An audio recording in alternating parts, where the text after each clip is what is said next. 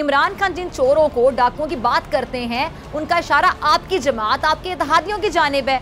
वज़ीर-ए-आज़म साहब, आप अपने इल्ज़ामात पे ज़रा गौर करें, फिक्र करें, गौर व फिक्र करें ज़रा। कहीं ऐसा ना हो कि आप भी पहले ट्वीट करें और फिर आपको डिलीट करना पड़े। अभी लॉन्ग मार्च का आगाज़ नहीं हुआ कि हुकूमत की कांपें टांग रही हैं। वज़ीर-ए-आज़म, वफाकी काबीना में शामिल वज़रा ममलिकत, मुशीरान, मुआवनीन और तर्जुमानों की बुखलाहट नुमायाँ है। और इस बुखलाहट में इमरान खान फोबिया का शिकार हुकूमत और प्रेशर का अंदाज़ा इस बात से बाखूबी लगाया जा सकता है कि लंदन में बैठे मुस्लिम लीग नून के कायद मियां नवाज शरीफ भी चुप नहीं रह सके और इमरान खान की जानिब से लॉन्ग मार्च के ऐलान के बाद हवास बाख्ता अपनी इंपोर्टेड हुकूमत को कवर करने के लिए ट्विटर पर एक्टिव हो गए हैं। और ट्वीट ज़रा दिखाएं भाई, नवाज शरीफ साहब का दिखाएं। तो देखें जी, आप देख रहे हैं ट्वीट। और जनाब मियाँ साहब लिखते क्या हैं कि जी इमरान खान का जो लॉन्ग मार्च है किसी इनकलाब के लिए नहीं बल्कि अपनी मर्जी का आर्मी चीफ लगाने के लिए है। इसका इनकलाब इसकी 4 साल हुक्मरानी में अवाम देख चुकी है। दूसरों को चोर कहने वाला इमरान खान खुद फॉरेन फंडिंग, तोशा खाना और 50 अरब की डकैती के नाकाबिले तर्दीद सबूतों के साथ तारीख का सबसे बड़ा चोर साबित हुआ है।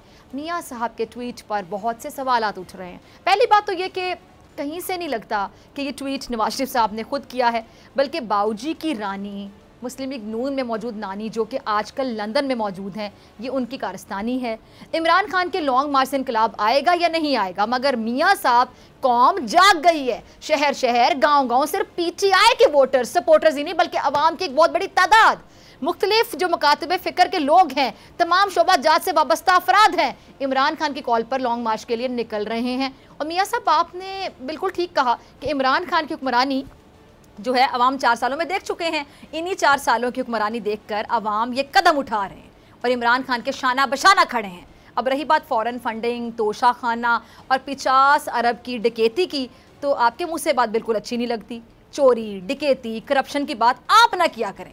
अब अगर इस कौम के लिए कुछ थोड़ी बात आप कर सकते हैं तो इतना एहसान कर दें कि आपने इस कौम का जो पैसा लूटा है वो वापस इस मुल्क में ले आएँ, ताकि कुछ नहीं तो कम से कम आपकी इंपोर्टेड हुकूमत के दौर में ये जो मुआशी बहरान है वही ख़त्म हो जाए और आपकी इंपोर्टेड हुकूमत को जगह जगह भीख ना मांगनी पड़े। और वो कहते हैं ना कि जी बड़े मियाँ तो बड़े मियाँ, छोटे मियाँ सुभान अल्लाह। तो छोटे मियाँ साहब इस वक्त सऊदी अरब के दौरे पर हैं, मगर वहाँ भी अपनी नाअहली छुपाने, दूसरों पर इल्ज़ाम तराशी से गुरेज नहीं कर रहे। बोल न्यूज़ के शहीद एंकर पर्सन अरशद शरीफ के हवाले से इमरान खान के बयान पर शहबाज शरीफ ने ट्वीट किया है कि जी इमरान न्याजी अरशद शरीफ के अलमनाक कत्ल को मामूली सियासत के लिए इस्तेमाल कर रहे हैं। इमरान न्याजी ख़तरनाक खेल खेल रहा है, रियासती इदारों पर इल्ज़ामात लगाने की हद तक जा रहा है और शहबाज शरीफ ने कहा है कि वो बेबुनियाद इल्ज़ामात का सहारा लेने के बजाय सब्र से काम ले, जुडिशल कमीशन के नताइज का इंतज़ार करे। मियाँ साहब, पहली बात तो ये कि इमरान खान ने कहीं किसी इदारे को जिम्मेदार करार नहीं दिया। ये बयानिया आपकी इंपोर्टेड हुकूमत बना रही है कि वो इदारों के ख़िलाफ़ हैं या उन पर तनकीद कर रहे हैं। और दूसरी बात वो ये कि होना तो ये चाहिए था कि आप अपनी इंपोर्टेड हुकूमत में ऐसा वाक़या होने ना देते। सवालात तो आपकी इंपोर्टेड हुकूमत पे भी उठते हैं कि क्यों पाकिस्तान का एक टॉप का एक्टिव जर्नलिस्ट अपना वतन छोड़ने पर मजबूर हो गया। आप ये माने, ये कबूल करें कि आप एक मुहिब वतन पाकिस्तानी को तहफ़्फ़ुज़ देने में नाकाम हो गए। बोल न्यूज़ के शहीद एंकर पर्सन अरशद शरीफ का कसूर क्या था वो भी आपको बताते हैं। जिला वतनी से पहले एक स्पीच में उन्होंने इसका इजहार किया जिसमें कहा कि कई लोग कहते हैं, शिकवा करते हैं कि आप हमारी जो करप्शन है उसको बेनकाब करते हैं, इमरान खान की करप्शन को भी बेनकाब करें। जो किया है अरशद शरीफ ने, ये जुर्म था अरशद शरीफ का कि उन्हें कहा जा रहा था कि जिस इमरान खान ने करप्शन की या नहीं की उसकी करप्शन को बेनकाब करना है और उन्होंने इस तरह से मना किया था।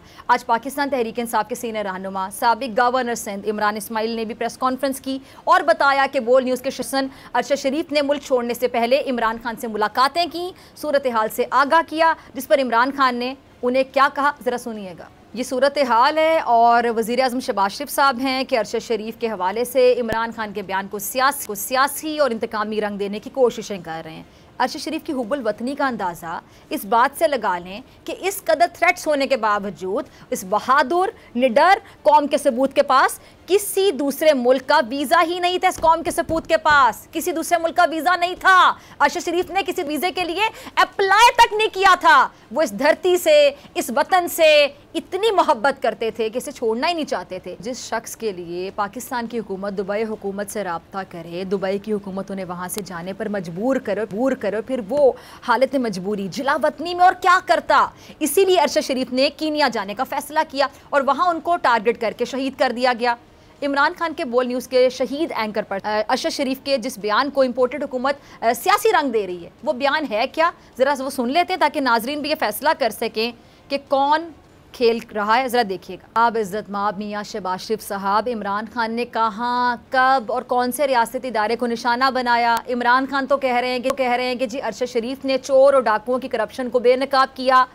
आप इसे सियासी और बगावती रंग दे रहे हैं और इमरान खान के खिलाफ ये जो प्रोपेगेंडा कर रहे हैं आप। इमरान खान जिन चोरों को, डाकुओं की बात करते हैं, उनका इशारा आपकी जमात, आपके इत्तेहादियों की जानिब है और आप इनके सियासी मुखालिफ हैं। और मुखालिफत का सिलसिला आज का नहीं, बरसों पुराना है। वज़ीर-ए-आज़म साहब, आप अपने इल्ज़ामात पे ज़रा गौर करें, फ़िक्र करें, गौर व फिक्र करें। ज़रा कहीं ऐसा ना हो कि आप भी पहले ट्वीट करें और फिर आपको डिलीट करना पड़े। अगर आपको ये वीडियो पसंद आई तो सब्सक्राइब करें और बेल आइकन पर क्लिक करें।